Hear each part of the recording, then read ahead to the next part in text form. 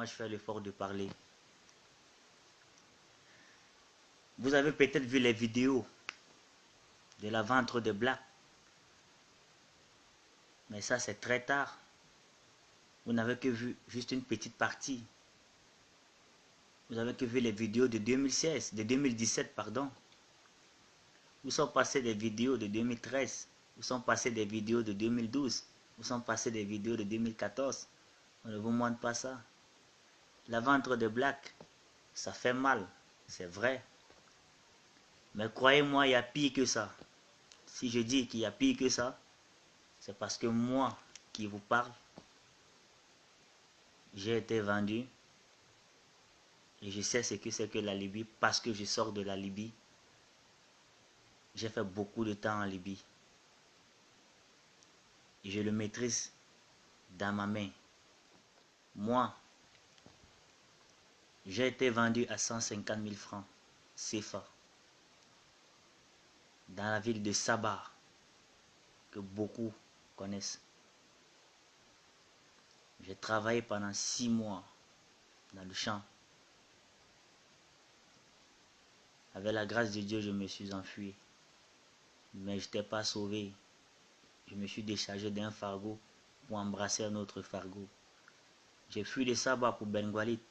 Beaucoup connaissent. J'ai été kidnappé par un groupe de rebelles. Et le chef de rebelles s'appelait Abdou Karim. Pour ceux qui sont passés à Bengualit, connaissent bien cet homme. Cet homme peut détenir près de 350 femmes africaines, à là où je vous parle.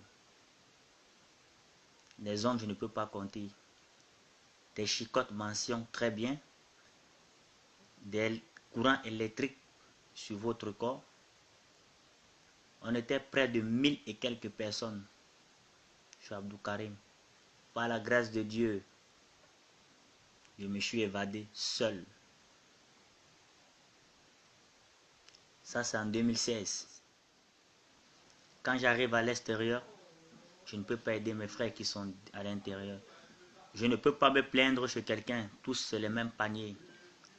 Lorsque les ONG viennent regarder des blacks dans des prisons, on vous habille en ensemble Adidas pour donner l'impression que ça va, vous allez bien dans la prison. Il n'y a pas un immigré qui va parler, tu es mort. Ils arrivent dans l'intention de vous déporter et ne vous déportent jamais. Il y a un business entre les organisations mondiales et la Libye. C'est un jeu trop facile. L'armée maritime de la Libye qui est censée vous soutenir, qui est censée vous donner l'hospitalité en vous déportant dans vos pays respectifs, ce même armée maritime vous récupère dans l'eau et vous revend à d'autres rebelles qui vous torturent et qui vous fait venir de l'argent par vos familles.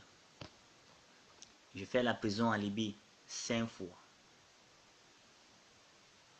Pourquoi? En traversant la mer Méditerranée, on te prend dans l'eau. C'est le pire cauchemar de ta vie qui commence. Tu n'as pas de moyens même pour manger. Tu sors dehors pour te défendre, on te kidnappe.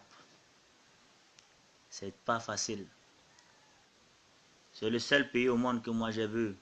Il y a le marché des armes. Chaque vendredi, dans les carrefours, on vend des kalachnikovs à 150 dinars. C'est en Libye.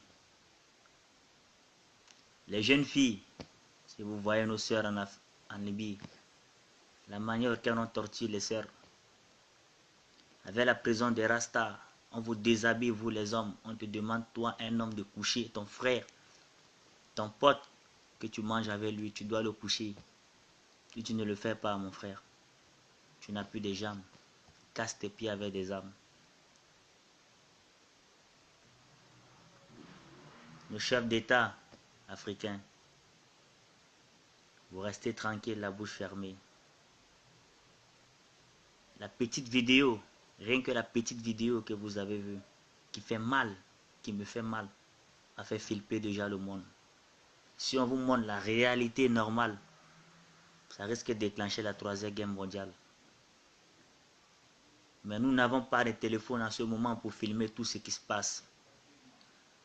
Il y a pire que vendre les blacks en Libye. Il n'y a plus que ça. Il y a pire plus que ça. Quand je dis pire, croyez-moi, je vais faire la Libye. De l'entrée jusqu'à la sortie. L'un n'est plus à l'amusement. Il n'y a même pas une seconde à perdre. Les Libyens ont des prisons privées. Ça veut dire chaque Libyen, il a conçu sa prison privée. Il peut attraper 15 ou 20 ou 40 blacks. Ça dépend de la dimension de sa maison, de la prison qu'il a conçue. Et vous enferme. Vous contrôlez l'argent. On ne parle pas de ces prisons-là. On ne parle pas de ceux qui sont kidnappés dans des prisons privées. Les prisons d'État libyens que les unions européennes financent pour arrêter la fuite immigratoire, ceux mêmes gens qui attrapent des blacks dans la mer Méditerranée, les revendent aux rebelles, les soumis à l'esclavage, comme vous avez vu, les fait travailler dur. Beaucoup des Africains sont morts. Quand les Africains meurent dans l'eau, quand les cadavres sortent au niveau de Zouara, où je vivais, dans la ville où j'étais, il n'y a personne qui filme ça. Je vais vous donner un exemple très simple. Lorsqu'on lance, il y a lancement peut-être 15 ou 20 convois dans la Méditerranée. Il y a peut-être 7 bateaux qui arrivent. Où sont passés le reste des bateaux? Tous sont noyés. Un Zodiac contient 120 immigrés à l'intérieur. Imaginez-vous si on a lancé 15 et que c'est 7 qui arrivent. On a 8 Zodiacs qui sont noyés dans l'eau. Quand vous faites 8 fois 120, vous voyez le nombre de personnes qui sont mortes. Vous savez comment ça se passe? Il n'y a pas un cimetière des blacks en Libye, on ne vous a jamais dit ça. Vous n'avez jamais posé la question de savoir où sont passés les cadavres des Africains qui sont restés dans la Méditerranée. Vous n'avez jamais compris le système. On récupère les blacks qui sont morts, ça fait tout un tas de cadavres. On va creuser un grand trou. On verse les cadavres à l'intérieur. On ne verse pas la terre, attention. On donne l'impression aux Africains qu'on les a enterrés, mais non, c'est pas fini ça. Le trafic des organes commence. C'est ça l'enjeu qui commence. Le trafic des organes commence. Le trafic des organes, ils enlèvent des parties essentielles avant de verser la terre. Je sais de quoi je parle. Je ne parle pas parce que je vais parler. Je parle ce que j'ai vu, ce que j'ai assisté. Ils décapitent le corps des Africains pour prendre les organes qu'ils en ont besoin pour les vendre aux Occidentaux. Il y a des bateaux américains sur la mer. Il y a des bateaux français sur la mer. Soi-disant qu'ils viennent prendre du pétrole. C'est pas du pétrole, man. C'est du business. C'est pas de pétrole. Lorsque vous entendez, il y a 4 ou 25 convois qui a chavié dans la mer, où sont passés les corps? On ne parle pas de ça. Il y a plein, des millions des Africains qui sont morts en Libye. Je ne peux même pas citer les noms. Certaines familles pensent que les enfants sont en Europe, mais c'est maïs, man. Tu ne peux pas parler parce que tu vas touffer la famille. Je suis Camerounais.